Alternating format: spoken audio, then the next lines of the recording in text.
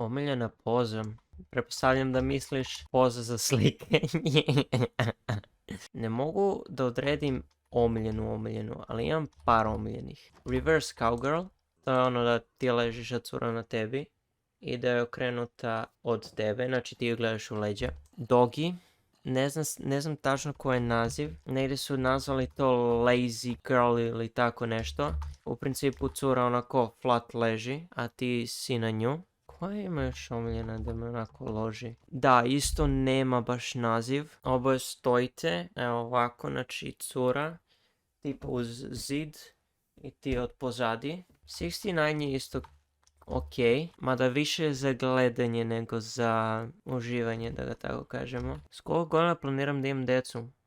Pa za početak bi trebalo da imam curu, ali ne vjerujem da će pre 25. Ne znam, tipa znam ljude koji vole missionary i to sve, ali meni je stvarno nekako mi je dosadan, nemam pojma. Da li mi više loži rough ili chill? Pa oba su dobra, ti kažem. Ali, zavisi u kom si raspoloženju. Više volim agresivan, ovako generalno. Zato što, eto odmah da odgovorim na pitanje da li sam dominantan ili submisivan.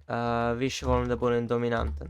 I više volim da bude jak, rough, žustri, agresivniji, da, to sam teo. Ali ima tipa i momenta kad onako, ne znam, kad želiš da bude lagan i onako peaceful. Da li sam pervezan? Pa i jesam, ali tipa ranije sam mnogo više bio. Tipa ja mislim da nije postojala rečenica u kojoj ja nisam našao nešto perverzno, onako da izvučem da se ne nasmejem. I dalje sam perverzan, ali dosta manje. Ne znam šta znači zapravo perverzno više.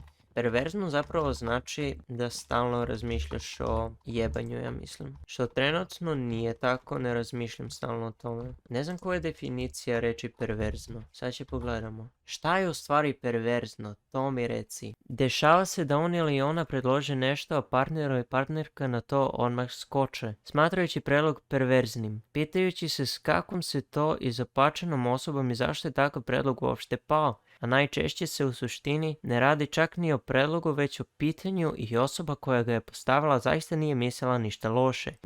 Ne daješ mi odgovor. Možda mu je to bila pubertetska fantazija, pa je bio radoznao da sazna šta njegova draga misli o takvim stvarima i da mu kaže neku svoju fantaziju. Možda se samo onako upitao. Drugim rečima, ja mislim da perverzno znači da razmišljaš o tim stvarima i da želiš da radiš te stvari. Tako da ako je to u pitanju, onda jesam perverzan. Ako je u pitanju da stalno razmišljaš o tome, onda nisam perverzan. Ako je perverzno da u svemu što pogledaš tipa rečenicu onako nađeš nešto seksualno, onda sam malo perverzan. Eto, odgovor na bilo koju definiciju reći perverzno.